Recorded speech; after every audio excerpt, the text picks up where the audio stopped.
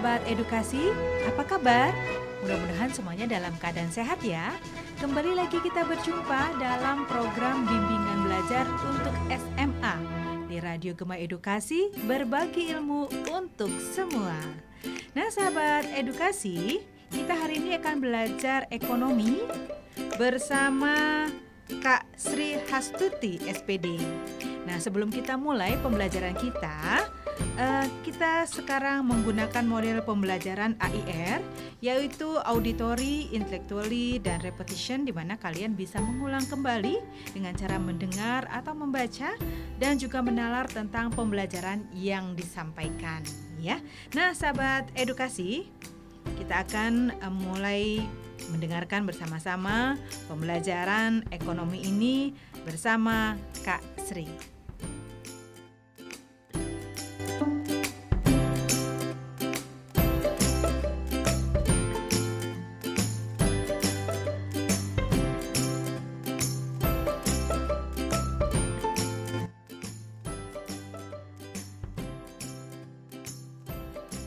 Assalamualaikum warahmatullahi wabarakatuh. Salam jumpa sahabat edukasi. Kita akan ketemu dalam pembelajaran ekonomi untuk kelas 12 semester ganjil dengan tahap pencatatan. Yang kadiknya adalah menganalisis penyusunan siklus akuntansi perusahaan jasa. Yang diharapkan sahabat edukasi semua, setelah kita membelajar materi ini adalah mengenai karakteristik perusahaan jasa dan sumber pencatatan akuntansi, mampu mendeskripsikan tahap pencatatan akuntansi perusahaan jasa dengan tepat. Setelah membaca dan mempelajari materi jurnal umum dan buku besar, diharapkan sahabat edukasi mampu untuk menyusun tahap pencatatan akuntansi perusahaan jasa dengan cepat. Sahabat edukasi, akuntansi menjadi bagian dalam kehidupan sehari-hari, terutama dalam menunjang manajemen keuangan di rumah masing-masing. Sahabat edukasi, disadari atau tidak, manajemen akuntansi telah dilakukan dalam sehari-hari, meskipun dalam lingkup akuntansi yang paling sederhana. Hal yang sama juga berlaku pada lingkup yang lebih besar, yakni perusahaan. Akuntansi menjadi salah satu jantung keberlangsungan perusahaan dalam menjalankan berbagai aktivitas bisnis. Dalam manajemen akuntansi, arus kas, keluar dan masuk uang menjadi salah satu hal yang perlu diperhatikan. Kenapa? Ini dikarenakan setiap perusahaan dalam melakukan pencatatan keuangannya mengacu pada berbagai pendekatan disesuaikan dengan core bisnis masing-masing. Misalnya, perusahaan yang bergerak di bidang jasa. Lalu, tahapan apa saja yang diperlakukan untuk melakukan pencatatan dalam siklus akuntansi perusahaan jasa? Sahabat edukasi, mari kita bahas bersama-sama. Dan kita ikuti terus pembahasannya sampai tuntas. Yang pertama adalah sumber pencatatan. Tahap pencatatan pada perusahaan jasa merupakan tahap pertama siklus akuntansi yang berguna untuk menentukan perkiraan akun, pengaruh transaksi terhadap perubahan akun, dan penentuan posisi serta jumlah akun di debit dan di kredit dalam setiap transaksi perusahaan jasa, di mana tahap pencatatan yang pertama dimulai dengan mencatat keuangan yang sudah terjadi melalui bukti transaksi yang ada. Sahabat edukasi semua, Ada 8 sumber bukti transaksi dalam perusahaan jasa, yaitu yang pertama, bukti kas masuk. Bukti kas masuk itu apa? Bukti kas masuk di sini yang menyatakan bahwa perusahaan itu telah menerima sejumlah uang secara cash ataupun secara tunai. Yang kedua, ada bukti kas keluar.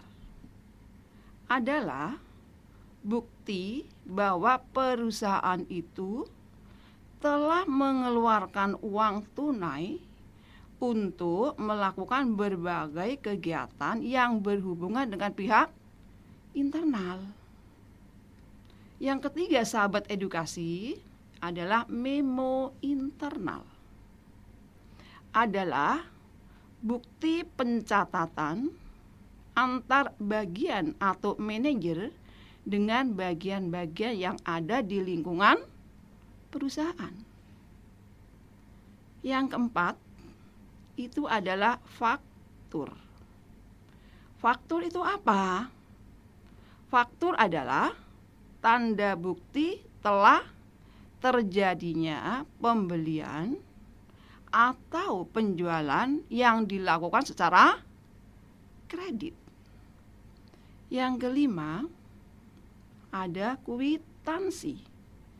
Adalah bukti penerimaan sejumlah uang yang ditandatangani oleh penerima uang dan diserahkan kepada yang membayar sejumlah uang tersebut. Yang keenam adalah ada nota debit. Apa nota debit itu, sahabat edukasi? Nota debit di sini perusahaan telah mendebit perkiraan langganannya yang disebabkan karena berbagai hal. Misalnya, karena cacat pelayanannya, kesalahan penanganan, dan ketidaksesuaian dengan pesanan.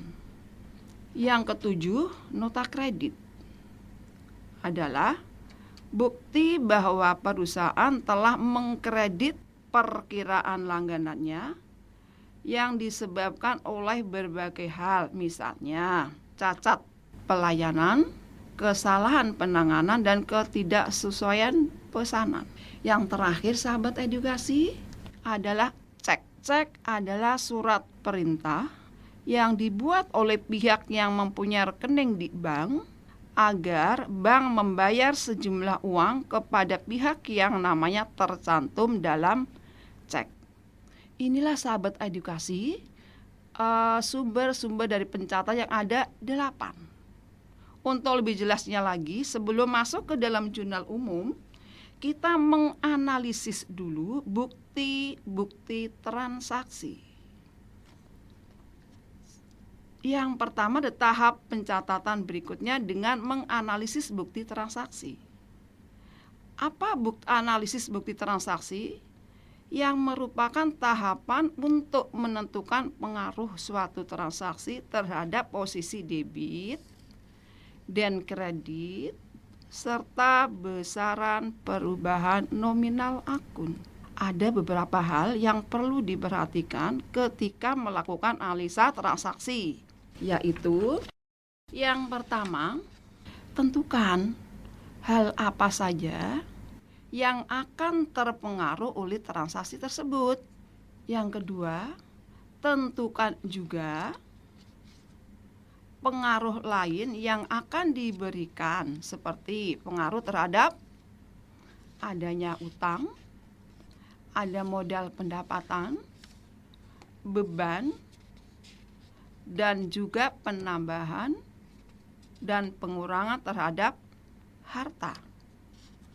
Yang ketiga, tentukan juga debit ataupun kredit dari akun yang bersangkutan. Yang keempat, tentukan jumlah yang perlu untuk dikredit dan debit. Sahabat edukasi, setelah sampai menganalisis, kita mau tahu dulu yaitu ke saldo normal. Saldo normal adalah jumlah penambahan yang dicatat dalam sebuah akun. Biasanya sama atau lebih besar daripada jumlah pengurangnya. Oleh karena itu, saldo normal semua akun adalah positif. Misalnya, jumlah debit penambahan pada akun aktiva biasanya lebih besar daripada jumlah kredit pengurangnya. Sehingga akun aktiva biasanya mempunyai saldo debit. Sedangkan akun kewajiban dan modal biasanya mempunyai saldo kredit. Untuk lebih jelasnya, kita akan simak dulu ikhtisar aturan debit dan kredit untuk saldo normal. Akun ada berapa, sahabat edukasi? Akun itu ada 5. Pertama adalah ada aktiva, ada kewajiban, ada modal, ada pendapatan, dan yang terakhir adalah beban.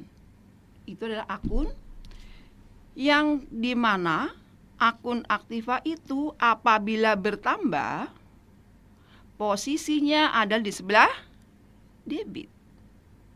Dan kalau aktiva berkurang, posisi di sebelah kredit.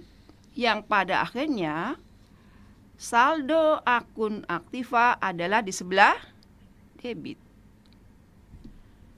Yang kedua adalah kewajiban, atau istilah ini adalah utang. Utang bertambah di sebelah kredit. Utang berkurang di sebelah debit. Dan saldo normal utang adalah di sebelah kredit. Yang ketiga apa, sahabat edukasi? Akun kita adalah modal. Modal bertambah di sebelah kredit. Modal berkurang di sebelah debit. Dan saldo normal modal adalah di sebelah kredit. Yang keempat adalah pendapatan. Pendapatan bertambah di sebelah kredit. Pendapatan berkurang di sebelah debit. Dan saldo normal pendapatan adalah di sebelah kredit. Yang terakhir, sahabat edukasi, adalah akun kelima, adalah beban. Beban bertambah di sebelah debit, beban berkurang di sebelah kredit, dan normal akun beban adalah di sebelah debit. Bagaimana, sahabat edukasi? Untuk yang nama akun-akun tadi, dari transaksi ini nanti untuk pencatatannya adalah menerapkan aturan debit dan kredit. Untuk itu, setiap transaksi perlu diteliti kembali sebelum dicatat. Sahabat edukasi, untuk sesi 1 sampai di sini dulu. Nanti kita lanjut kembali ke jurnal umum sambil menyambung ke saldo normal yang tadi.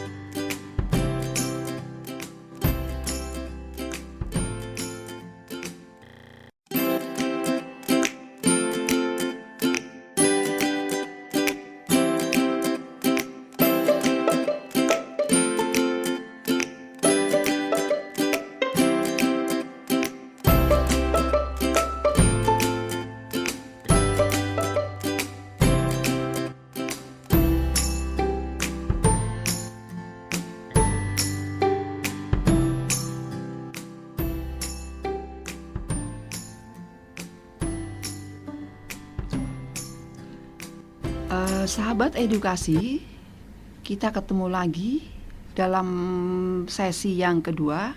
Tetap semangat. Yang kita bahas adalah jurnal umum. Pada pembuatan jurnal akan dilakukan pencatatan seluruh transaksi yang terjadi berdasarkan bukti transaksi.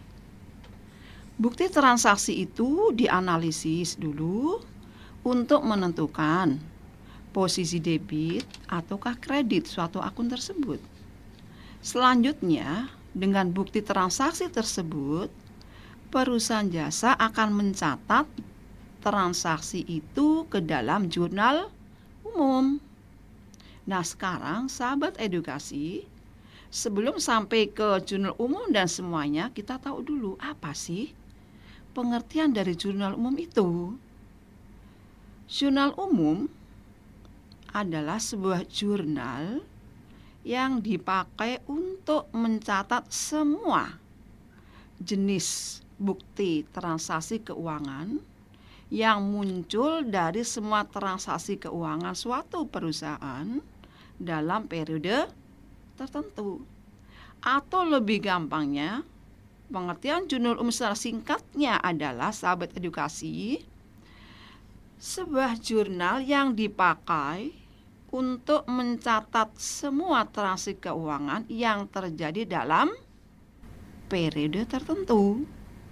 Nah, sekarang setelah kita tahu dengan pengertian jurnal umum, kita tahu dulu apa sih tujuan kita membuat jurnal umum.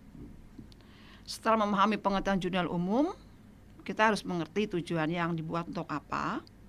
Dengan adanya jurnal umum, maka kita dapat mengidentifikasi dan melakukan hal-hal yang berhubungan dengan transaksi keuangan. Di antaranya, 1. Melakukan identifikasi terhadap transaksi yang terjadi. Yang kedua, melakukan penilaian terhadap transaksi. Yang ketiga, melakukan pencatatan dampak ekonomi dari transaksi dalam perusahaan. Yang keempat, mempermudah proses pemindahan dampak transaksi yang terjadi ke dalam sebuah akun sesuai transaksi. Itulah sahabat edukasi tujuan daripada jurnal umum. Sebelum sampai ke cara mencatat jurnal umum seperti apa, kita tahu dulu prinsip dasar dalam membuat jurnal umum. Dalam akuntansi, ada beberapa prinsip dasar yang harus diperhatikan dalam membuat jurnal umum. Di antaranya, 1. Proses identifikasi bukti transaksi yang terjadi pada suatu perusahaan. Misalnya apa? Ada memo, ada kwitansi, ada faktur, dan lain-lainnya. Yang kedua, menentukan akun yang mengalami pengaruh terhadap transaksi yang terjadi dan mengklasifikasikannya dalam jenis harta, utang, dan modal. Yang ketiga, menentukan apakah terjadi pengurangan atau penambahan terhadap akun yang berhubungan dengan transaksi. Yang keempat, menentukan apakah melakukan kredit ataukah mendebit akun yang berhubungan dengan transaksi. Keempat, menentukan apakah melakukan kredit ataukah mendebit akun yang berhubungan dengan transaksi. Yang kelima, membuat catatan transaksi ke dalam jurnal umum berdasarkan bukti transaksi yang ada. Itu tadi sahabat edukasi adalah untuk prinsip dasar dalam membuat jurnal umum. Nah, sekarang kita juga harus tahu sahabat edukasi, fungsi jurnal umum itu apa? Ada berapa yang akan kita bahas sampai tuntas. Yang pertama adalah fungsi historis. Yang maksudnya adalah semua transaksi yang terjadi dicatat berdasarkan tanggal transaksi. Dalam hal ini menggambarkan aktivitas suatu perusahaan setiap hari secara berurutan dan terus menerus. Yang kedua adalah fungsi pencatatan. Maksudnya adalah semua transaksi yang terjadi pada perusahaan dicatat di dalam jurnal umum. Yang ketiga, fungsi analisis. Dalam fungsi analisis, semua transaksi yang dilakukan dalam jurnal umum adalah hasil analisis transaksi yang berupa kredit atau debit yang terpengaruh. Proses analisis ini meliputi penggolongan nama akun, pencatatan di sebelah kredit ataukah debit, serta jumlah besar uang yang mesti kita tulis. Yang keempat, fungsi instruksi. Dalam jurnal umum mempunyai fungsi instruktif dalam proses memasukkan data ke buku besar. Proses pencatatan dalam jurnal umum tidak hanya sebatas dokumen transaksi, namun bersifat perintah atau petunjuk kredit ataupun debit.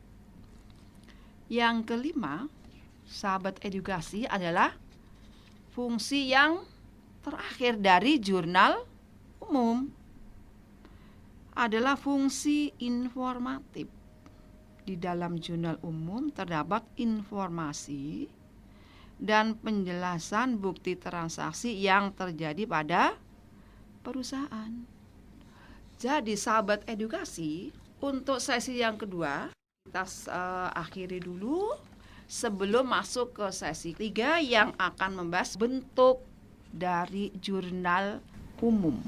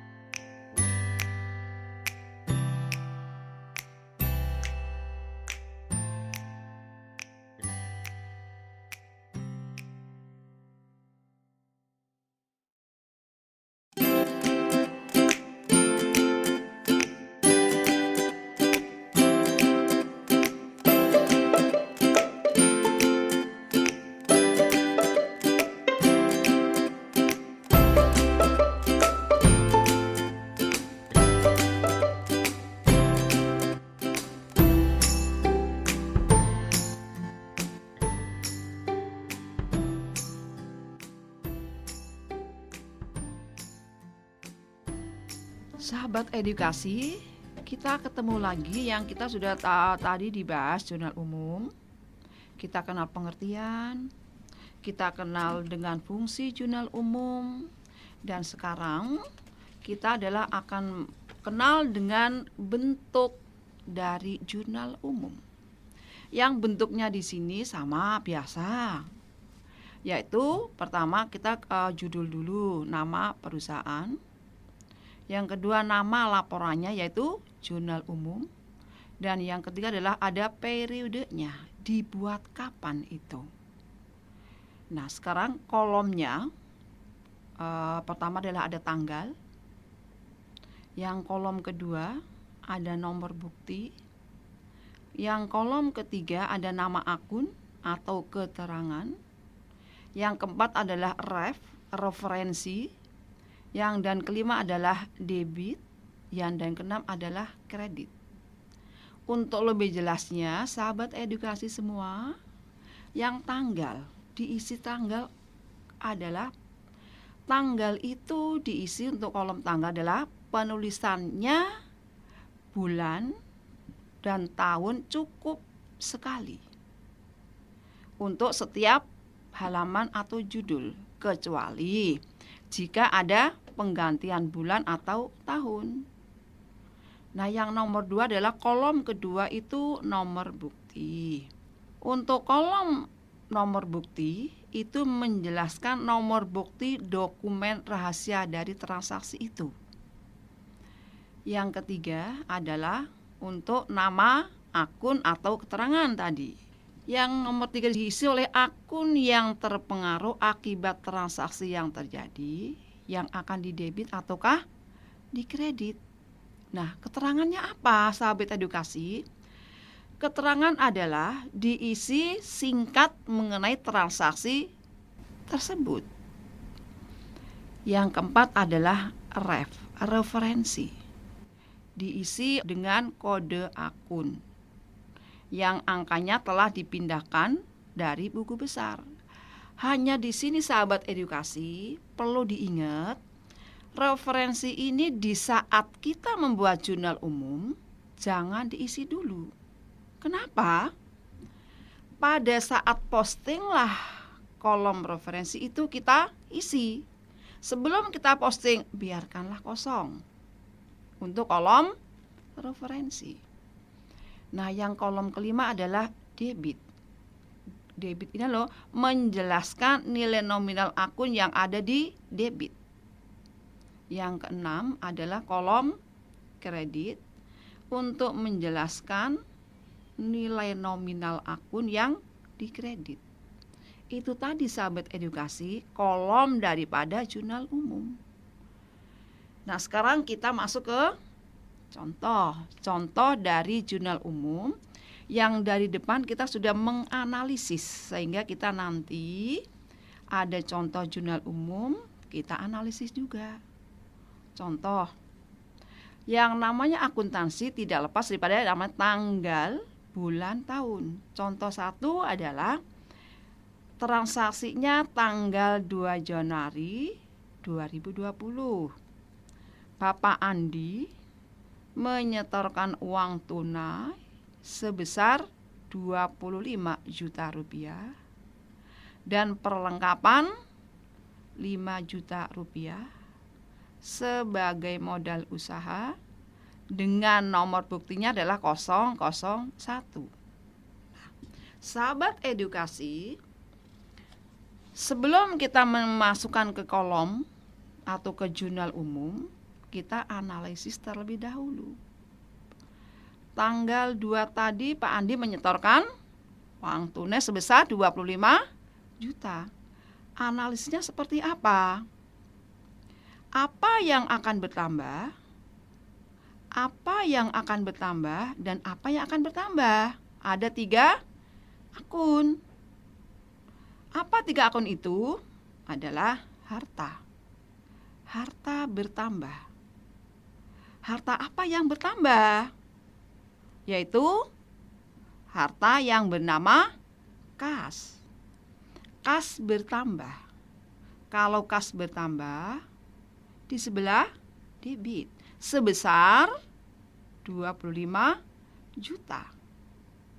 Nah, yang kedua, akun apa yang akan berpengaruh? Masih harta. Harta apa yang bertambah? Adalah harta yang bernama perlengkapan. Perlengkapan bertambah. Di sebelah mana? Di sebelah debit sebesar 5 juta rupiah. Dan yang ketiga, akun yang terbang ketiga adalah akun modal. Modal juga bertambah. Modal bertambah di sebelah kredit sebesar 30 juta. Jadi jurnalnya akan berbunyi seperti apa? Tanggalnya 2 Januari 2020 dengan nomor buktinya 001, adalah kas, nama akunnya adalah kas sebelah debit sebesar 25 juta. Dan yang kedua adalah nama akunnya adalah perlengkapan sebelah debit 5 juta rupiah. Dan modalnya juga bertambah sebelah kredit sebesar 30 juta rupiah. Bagaimana sahabat edukasi? Bisa dipahami? Kita lanjut contoh yang kedua agar lebih paham lagi. Yang contoh kedua, tanggal 4 Januari 2020. Membeli peralatan secara tunai sebesar Rp7.500.000 dengan nomor buktinya 002. Sahabat edukasi, kita analisa dulu. Seperti apa analisanya? Ayo kita bahas. Apa yang akan bertambah dan apa yang akan berkurang? Yaitu apa yang bertambah? Harta. Harta apa yang bertambah?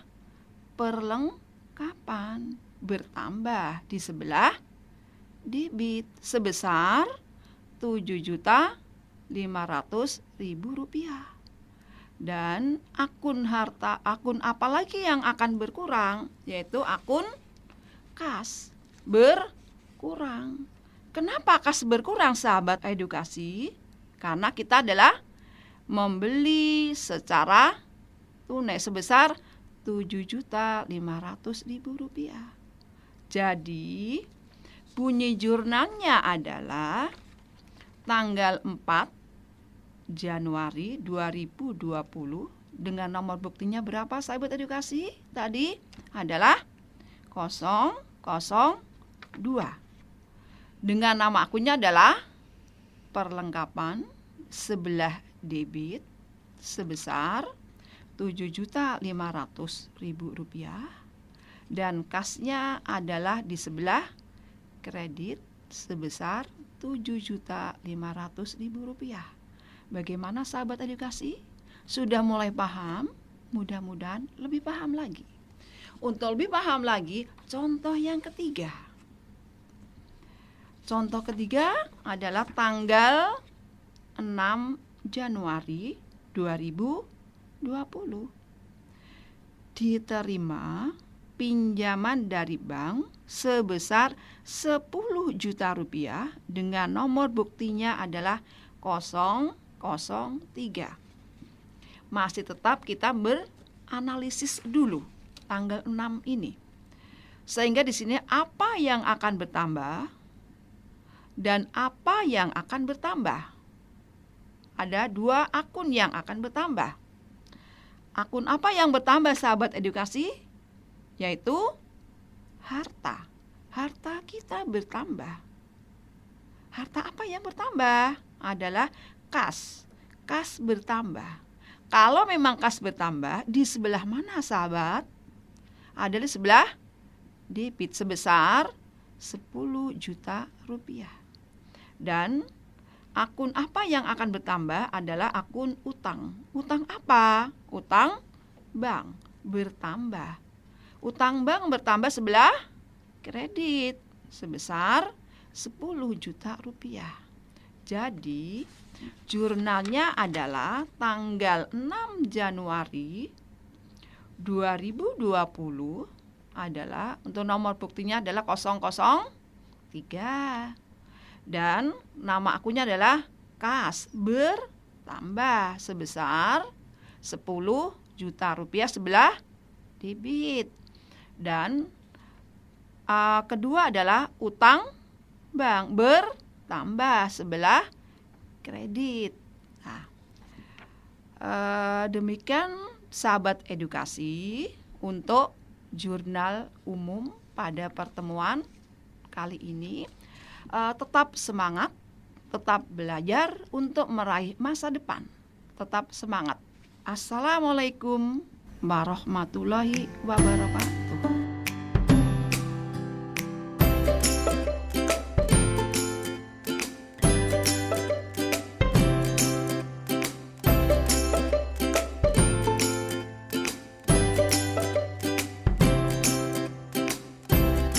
Nah, sahabat edukasi, demikianlah pembelajaran kita tentang tahapan pencatatan bersama Kak Sri Hastuti. Nah, semoga tadi pembelajarannya yang sudah diberikan dapat bermanfaat dan diulang-ulang kembali, karena dengan mengulang kalian pasti akan bisa mengerjakan soal-soal yang diberikan. Baik, demikianlah program kita kali ini yang diproduksi oleh Balai TIK Pendidikan dan Kebudayaan, Dinas Pendidikan dan Kebudayaan Provinsi Lampung. Sampai jumpa.